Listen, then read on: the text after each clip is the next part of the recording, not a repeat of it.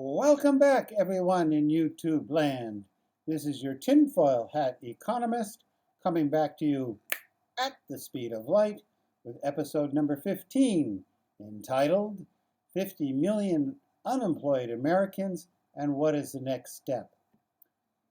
That number, 50 million, comes from the St. Louis branch of the U.S. Federal Reserve, our central bank, and an estimate from the St. Louis Federal Reserve economist Miguel Faria y Castro predicted that 52.81, very precise, 52.81 million Americans will be unemployed by the beginning of July, or the end of June, I suppose. That would result in an official unemployment rate of 32.1%. Call it 1/3 of the U.S. You've got a job. There are 3 of you out there holding a job. 1 of you is going to be unemployed by the end of June. Okay? Let me say that again. There's 3 of you out there listening and you have jobs. That's 2. 2 of you will have a job at the end of June. How does that compare to the Great Recession, the deepest economic contraction since the Great Depression of the 1930s? Well, back then, the unemployment rate reached about 10%, and you had about 14.5 million unemployed Americans. So we're going to have 50-odd million unemployed Americans and 1 out of 3 without a job versus 14.5 million Americans back in 2008 and about a 10% unemployment rate. This is ugly. This is going to get very ugly, and I don't think we know of the ramifications, the domino effect we're going to have when bills aren't paid and hospitals need money and retailers go out of business and people can't pay their rent. There'll be a cascading problem of payments that is, at this point, unimaginable. Now, the second worrisome aspect, that's worrisome enough, but the second worrisome aspect of this is no one seems to have an exit strategy from a lockdown. Now, the purpose of a lockdown is to prevent the spread of the virus COVID-19, a novel cold virus. It's called novel because it's new. It's been transmitted into the human population for the first time, evidently in December in Wuhan, the city in Hubei province in China. It's novel, it's new, no one has immunity to it. That means we are a naive population in relation to this virus. So when we lock down, we remain a naive population. Nobody gets immunity. So when the lockdown ends, you're going to see infection rates go back up. There doesn't seem to be an escape from this, and Hong Kong has tried to leave lockdowns and has ended up tightening restrictions again because they have a naive population in relation to this virus.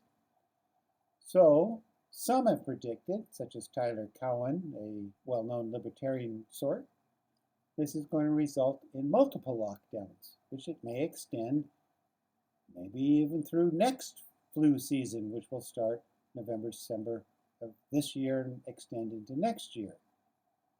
So this number of 50 million unemployed, actually, we have another number from the St. Louis Federal Reserve. In a gloomier or pessimistic prognosis, you could see a 40% unemployment rate, maybe higher.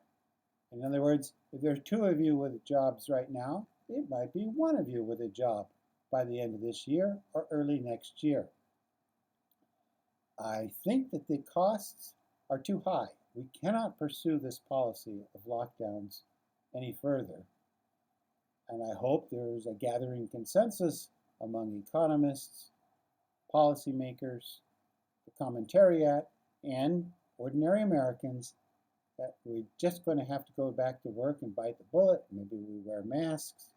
Maybe we gain immunity and we have a little tag that allows us to go to bars and restaurants. But whatever happens, I hope we get back to normal soon.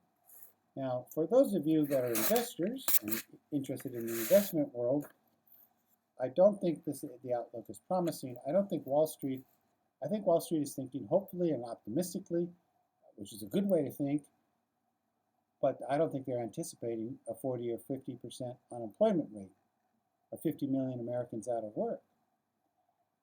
The other unsettling aspect of this is that after 2008, the Great Recession, when we only had 10% unemployment rate, it took about 10 years, all the way to 2018, before the labor participation rates began to approach the levels that existed back in 2008.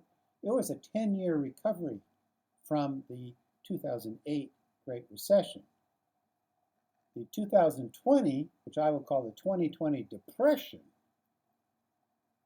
I don't know how you get 50 million Americans back on the job.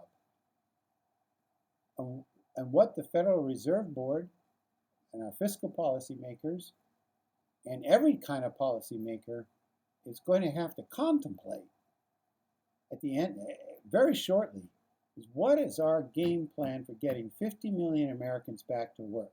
We threw them out of work by government mandate. We said we had to have lockdowns. It was by government order that we ordered people off the job. Those jobs may not be there when they want to go back, and they do want to go back. I haven't heard anybody say, I don't want to work. People that want their jobs, but they got fired.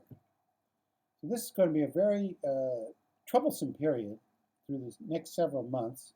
We can hope that the COVID-19 epidemic or pandemic, we're now looking at 60,000 deaths in the US, which is a horrible number, but a lot better than the numbers that were bandied about only a couple weeks ago of 250,000 deaths, or even 1.9 million deaths at one point was bandied about.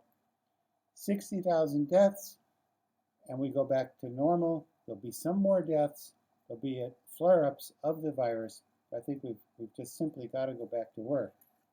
So looking forward, I still believe there'll be another leg of the bear market on gold. For you that ask about gold, I think it gets through the next year, but I don't see great shakes. You've always got people pumping the gold mania stories. They're always out there. Someone's always saying gold is going to go to 5,000, 10,000, 2,000. Who knows? It hasn't really performed well since 1980 and the inflations we had in the late 70s and early 1980s. So this is your tinfoil hat economist signing off at the speed of light.